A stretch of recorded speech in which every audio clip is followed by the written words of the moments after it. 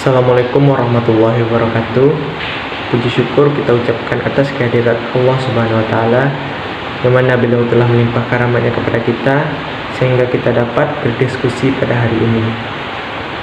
Selawat beserta salam tidak lupa pula kita kirimkan kepada Nabi kita, yakni Nabi Muhammad SAW, yang mana beliau telah membawa kita dari zaman jahiliyah ke zaman yang berilmu pengetahuan seperti yang kita rasakan pada saat ini. Pada kesempatan hari ini, kami dari kelompok 2 akan mempresentasikan hasil diskusi kami yang berjudul Krisis Sumber Daya Alam dan Energi. Sebelum itu saya akan memperkenalkan kelompok saya. Yang pertama ada Nadila Khairunisa, yang kedua ada Niken Gayatri, yang ketiga ada Nur Hayati, yang keempat ada Nur Aini, yang kelima ada Nurul Maulidina, yang keenam ada dengan saya Prima Yoga, yang ketujuh ada Putri Amanda Lubis, yang kedelapan ada Rakelia Yuandari. Mungkin itu saja. Selanjutnya materi yang akan dibawakan oleh Nadila Khairunisa. Kepada Nadila Khairunisa dipersilakan. Sebelumnya terima kasih kepada moderator. Baiklah, di sini saya akan menjelaskan dari materi kami, yaitu krisis sumber daya alam dan energi. Yang pertama, pengertian dari sumber daya alam. Sumber daya alam itu sendiri adalah segala sesuatu yang sumbernya berasal dari alam dan dapat dimanfaatkan untuk mencukupi kebutuhan dan keberlangsungan hidup manusia. Yang menurut para ahli, yang pertama dari Surya Negara pada tahun 1977, sumber daya alam itu adalah unsur-unsur lingkungan alam baik fisik maupun hayati yang diperlukan manusia dalam memenuhi kebutuhannya guna meningkatkan kesejahteraan hidup. Yang kedua ada Surya Negara pada tahun 1977 mendefinisikan sumber daya alam adalah unsur-unsur lingkungan alam, meliputi fisik maupun hayati yang dibutuhkan manusia untuk memenuhi kebutuhan serta meningkatkan kesejahteraan hidup. Yang ketiga ada pula yaitu Sukanto Rekso di Projo pada tahun 1990. Sumber daya alam itu sendiri meliputi semua yang terdapat di bumi, baik yang hidup maupun yang benda mati, berguna bagi manusia. Terbatas jumlahnya dan pengusahaannya, memenuhi kriteria teknologi, ekonomi, sosial, dan lingkungan. Kemudian ada Daryanto pada tahun 1995 mengatakan bahwa sumber daya alam adalah suatu sumber daya yang terbentuk karena kekuatan alamiah, misalnya seperti tanah, air, dan perairan, udara dan ruang, mineral, panas bumi dan gas bumi, angin, pasang surut, atau arus laut. B. Klasifikasi sumber daya alam berdasarkan sifatnya. Sumber daya alam dibagi yang pertama berdasarkan sifat. Pertama yaitu sumber daya alam yang dapat diperbaharui, artinya bisa dibuat atau dipulihkan kembali seperti hewan, tumbuhan, pepohonan, dan ikan. Yang kedua, sumber daya alam yang tidak dapat diperbaharui, yaitu sumber daya alam yang tidak diperbaharui atau jumlahnya terbatas. Sumber daya alam ini akan habis suatu saat dan sulit atau tidak mungkin dibuat kembali. Contohnya minyak bumi, batu bara, gas alam.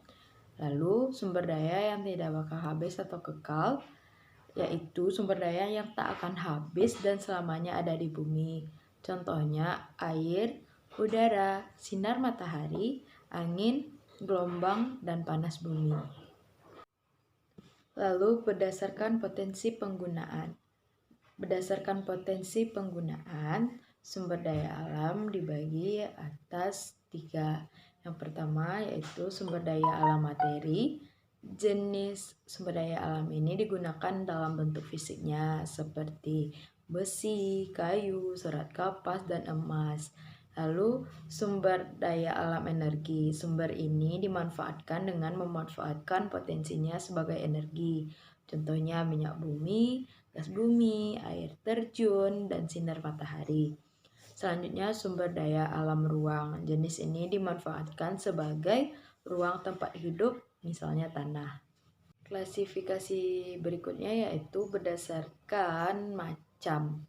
Yang pertama, sumber daya alam non-hayati atau abiotik. Ini merupakan sumber daya benda mati, contohnya tanah, batu, air, dan angin. Lalu, sumber daya alam hayati atau biotik. Ini merupakan sumber daya alam yang merupakan makhluk hidup, contohnya manusia, hewan, dan tumbuhan. Lalu, Undang-Undang Nomor 11 Tahun 1967 tentang pertambangan. Pertambangan dibagi atas 3. Yang pertama, golongan A atau strategis. Bahan galian yang berperan penting dalam kelangsungan hidup negara, biasanya dikelola oleh negara atau BUMN, contohnya minyak bumi. Kedua, golongan B atau vital. Bahan galian yang berperan penting dalam kegiatan perekonomian negara, dikuasai oleh negara dan rakyat, contohnya emas. Yang ketiga, golongan C atau yang tidak termasuk dalam golongan A dan B, yaitu bahan galian yang tidak termasuk vital dan strategis, diusahakan oleh rakyat, contohnya batu granit. Prinsip dalam pemanfaatan sumber daya alam.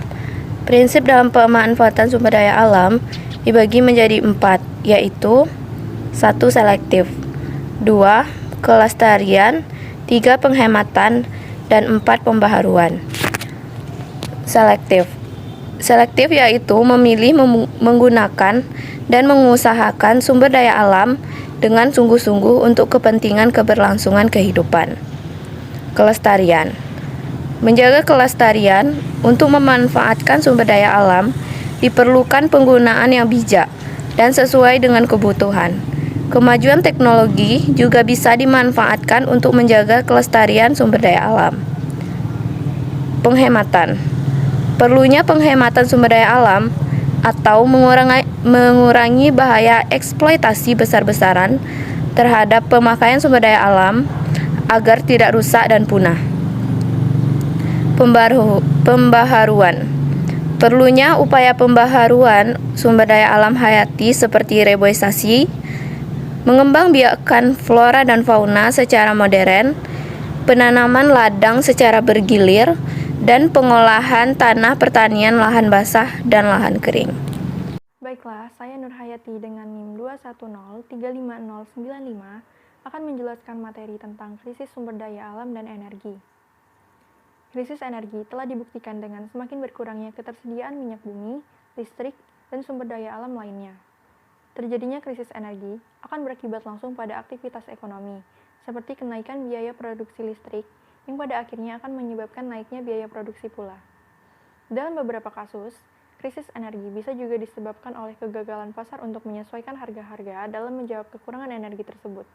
Kegagalan pasar akan semakin diperparah jika sistem pembayaran yang umumnya dikuasai tidak memungkinkan pemerintah untuk intervensi pasar. Kini krisis energi, terutama minyak bumi, juga menyebabkan krisis lingkungan hidup, di mana konsumsi total bahan bakar fosil di dunia meningkat sebesar 1% per tahun. Padahal, ketersediaan bahan bakar fosil terus menipis.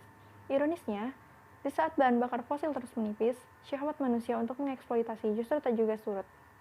Baiklah, saya Nur Maulidia dengan NIM 2103597 akan melanjutkan materi berikutnya.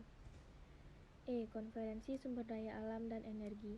Konferensi sumber daya alam adalah pengelolaan sumber daya alam yang pemanfaatannya dilakukan secara bijaksana untuk menjamin kesinambungan persediaannya dengan tetap memelihara dan meningkatkan kualitas keanekaragaman dan nilainya. Konferensi juga merupakan upaya yang dilakukan untuk melestarikan atau melindungi alam. Usaha masyarakat untuk menjaga dan memelihara sumber daya alam sebagai berikut. 1. Penanaman kembali hutan yang gundul. 2. Membatasi pengambilan sumber daya alam yang berlebihan. 3. Menjaga kebersihan lingkungan. 4. Membuat terasering pada pertanian di pegunungan. Sekian dari saya, terima kasih. Baiklah, saya Putri Amanda Lubis dengan NIM 210355101 akan menjelaskan bagian F, yaitu dampak krisis sumber daya alam dan energi. Dunia kini tengah dilanda krisis energi. Hal tersebut ditandai dengan sulitnya negara-negara lain, seperti India, Inggris, China, dan Singapura dalam mendapatkan sumber energi. Harga gas, minyak, dan batu bara juga melambung. Negara yang mengalami krisis ini berpeluang besar akan berpotensi mengalami stagflasi. Kondisi ini terjadi saat inflasi sedang tinggi, sementara kondisi ekonomi negara cenderung stagnan. Bagi Indonesia, krisis energi tentunya akan berdampak. Kenaikan harga komoditas energi di pasar internasional akan menggerek naik biaya produksi di dalam negeri. Selanjutnya, pengelolaan sumber daya berwawasan lingkungan. Pembangunan berwawasan lingkungan adalah usaha meningkatkan kualitas manusia secara bertahap dengan memperhatikan faktor lingkungan. Adapun beberapa upaya yang dapat dilakukan masyarakat berkaitan dengan pelestarian lingkungan hidup, antara lain, yang pertama itu ada pelestarian tanah. Terjadinya bencana longsor dan banjir menunjukkan peristiwa yang berkaitan dengan masalah tanah. Banjir telah menyebabkan pengkikisan lapisan tanah oleh aliran air yang disebut erosi, yang berdampak pada hilangnya kesuburan tanah serta terkikisnya lapisan tanah dari permukaan bumi. Tanah longsor disebabkan karena tak ada lagi unsur yang menahan lapisan tanah pada tempatnya sehingga menimbulkan kerusakan. Selanjutnya, pelestarian udara. Udara merupakan unsur vital bagi kehidupan, karena setiap organisme bernapas memerlukan udara. Telah kita ketahui bahwa dalam udara terkandung beraneka ragam gas.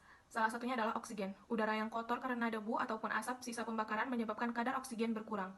Keadaan ini sangat membahayakan bagi kelangsungan hidup setiap organisme. Maka, perlu diupayakan kiat-kiat untuk menjaga kesegaran udara lingkungan agar tetap bersih, segar, dan sehat. Selanjutnya, pelestarian hutan. Eksploitasi hutan yang terus-menerus berlangsung sejak dahulu hingga kini tanpa diimbangi dengan penanaman kembali menyebabkan kawasan hutan menjadi rusak. Upaya yang dapat dilakukan untuk melestarikan hutan yaitu 1. Reboisasi atau penanaman kembali hutan yang gundul. 2. Melarang pembabatan hutan secara sewenang. 3. Menerapkan sistem tebang pilih dalam menebang pohon. 4. Menerapkan sistem tebang tanam dalam kegiatan penebangan hutan. 5. Menerapkan sanksi yang berat bagi mereka yang melanggar ketentuan mengenai pengelolaan hutan. Selanjutnya, pelestarian laut dan pantai. Seperti halnya hutan, laut juga sebagai sumber daya alam potensial.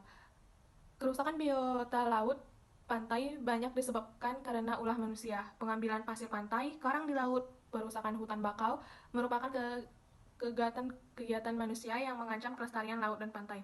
Terjadinya abrasi yang mengancam kelestarian pantai disebabkan telah hilangnya hutan bakau di sekitar pantai yang menyebabkan pelindung alam terhadap gempuran ombak. Adapun cara untuk melestarikan laut dan pantai dapat dilakukan dengan cara melakukan reklamasi pantai dengan menanam kembali tanaman bakau di area sekitar pantai, melarang pengambilan batu karang yang ada di sekitar pantai maupun di dasar laut, karena karang merupakan habitat ikan dan tanaman laut, melarang pemakaian bahan peledak dan bahan kimia lainnya dalam mencari ikan, melarang pemakaian pukat harimau untuk mencari ikan. Selanjutnya, pelestarian flora dan fauna. Kehidupan di bumi merupakan sistem ketergantungan antara manusia, hewan, tumbuhan, dan alam sekitarnya.